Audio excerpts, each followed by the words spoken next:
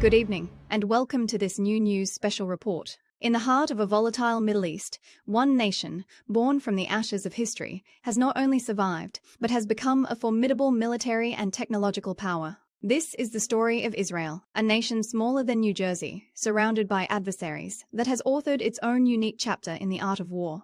From its desperate fight for inception, to its systematic neutralization of enemy states, to its current shadow war with Iran, we examine the key conflicts, the legendary intelligence operations, and the crucial, evolving alliance with the United States that have defined Israel's existence. This is Israel's art of war, a nation forged in conflict.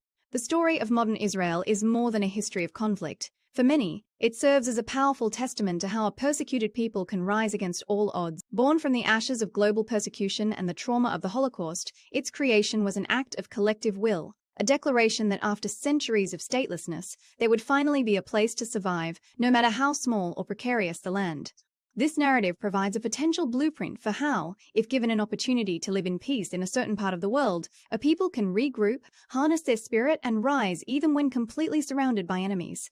This foundational drive to secure a future in their ancestral homeland forced the nascent nation to develop a unique military doctrine. Lacking strategic depth and facing existential threats from day one, this doctrine was built on three core pillars: deterrence, the ability to inflict an unacceptably high cost on any aggressor; pre-emption, the necessity of striking first when an enemy attack is deemed imminent; intelligence dominance, relying on superior intelligence to compensate for a numerical disadvantage. This doctrine, forged in desperation, would be tested time and again, and with each conflict, Israel would refine its strategies, often with the crucial, though evolving, backing of the United States. 1948. War of Independence, the fight for a foothold. The conflict. The day after Israel declared statehood, it was invaded by a coalition of Arab armies: Egypt, Syria, Jordan, Iraq, and Lebanon. The odds were stacked against the newly formed Israel Defense Forces, which was an amalgamation of paramilitary groups, poorly equipped and vastly outnumbered. The intelligence edge. In this initial war, intelligence was rudimentary but vital. An organization known as SHI, the forerunner to Mossad and Aman military intelligence, worked to gather tactical intelligence on Arab army movements. This allowed the outgunned IDF to concentrate its limited forces at critical points, repelling multiple advances through coordinated, desperate counterattacks. The role of the United States. The U.S. relationship was in its infancy. President Harry Truman granted Israel de facto recognition, a crucial diplomatic victory, but maintained a strict arms embargo. Israel was forced to acquire weapons through clandestine channels, primarily from Czechoslovakia. It fought and won this foundational war largely on its own, cementing the principle that survival ultimately depended on its own strength. 1956. Suez Crisis, a risky gambit. The conflict. Tensions with Egypt under Gamal Abdel Nasser escalated, culminating in Egypt's nationalization of the Suez Canal and its blockade of the Straits of Tiran. Seeing a common interest, Israel entered into a secret alliance with Britain and France. The intelligence edge.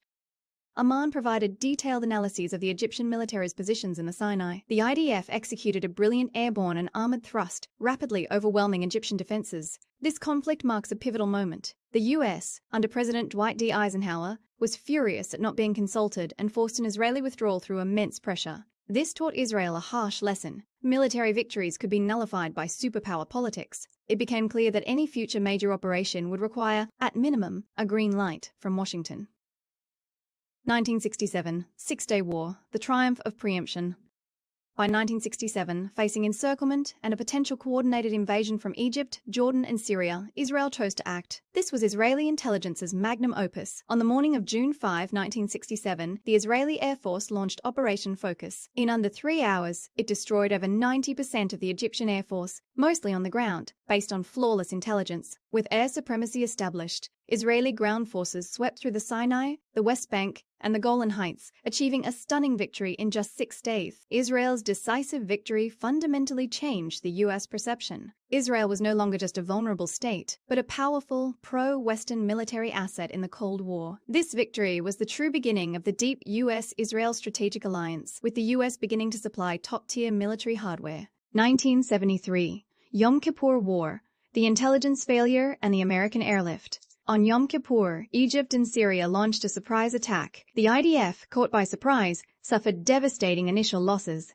This war represented Israel's greatest intelligence failure. Aman was convinced that Egypt and Syria would not attack. However, once the war began, intelligence adapted. providing critical real-time information that enabled commanders to stabilize the fronts and eventually turn the tide. This was the moment the U.S. alliance proved indispensable. With Israel supplies dangerously low, President Richard Nixon initiated Operation Nickelgrass, a massive strategic airlift of military hardware directly to the battlefield.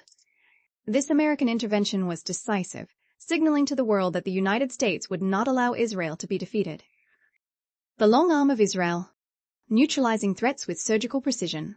Beyond conventional wars, Israel's survival has depended on its ability to neutralize specific threats with surgical precision, often long before they could escalate. The neutralization of its immediate neighbors was a multi-pronged effort. Against Egypt, the key was Operation Focus in 1967, which eventually led to the 1979 peace treaty. With Jordan, the threat was neutralized through decades of quiet intelligence cooperation, culminating in the 1994 peace treaty. Against Syria, the approach remained military. The most stunning example was Operation Orchard in 2007, when Israeli jets flew undetected into Syria and destroyed a secret nuclear reactor, eliminating a potential existential threat without triggering a wider war. Israel proved its reach was not limited by geography. In 1981, it launched Operation Apra, flying over 600 miles to bomb Iraq's Osirak nuclear reactor into rubble. Against Muammar Gaddafi's Libya, the neutralization was an intelligence masterpiece. Mossad, working with partners, tracked and intercepted a ship with nuclear components, forcing Gaddafi to dismantle his entire WMD program in 2003. In Lebanon, the threat evolved into the Iranian proxy, Hezbollah. Here, precision shifted to a relentless campaign of high-value target assassinations,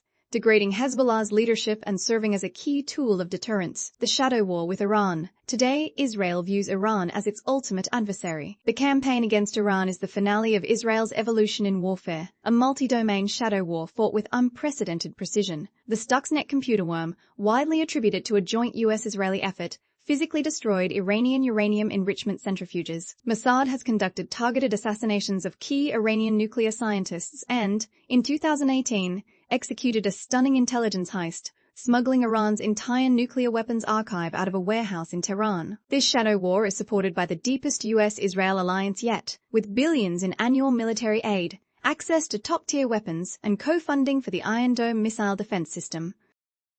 Israel's history is a masterclass in adaptation. Its art of war is not a static text, but a living doctrine, rewritten with every conflict. It is a story of turning vulnerability into strength, leveraging intelligence as a force multiplier, and building an indispensable alliance. But at its core, this is a story about the enduring power of a people's will. For those who study the rise of nations, Israel offers a stark lesson. A sanctuary, even a sliver of land, can become a fortress if its people possess the unwavering resolve to defend it. The military and intelligence feats detailed in this report are not merely geopolitical maneuvers. They are the expressions of a collective promise made by a once-scattered people to never again be powerless. From fighting alone with smuggled rifles in 1948 to waging cyber warfare against a continental power, Israel's journey demonstrates the enduring capacity of the human spirit to regroup, innovate, and rise from the depths of persecution to forge a new destiny. It is a unique and challenging chapter in the Great Book of Nations, but one that continues to be written with every new threat and every bold response. And that concludes our NewNWS special report, Israel's Art of War, a nation forged in conflict. We hope you found this look into Israel's strategic history informative and insightful. For more in-depth reporting and analysis of this nature, we invite you to subscribe to the NewNWS channel. For NewNWS,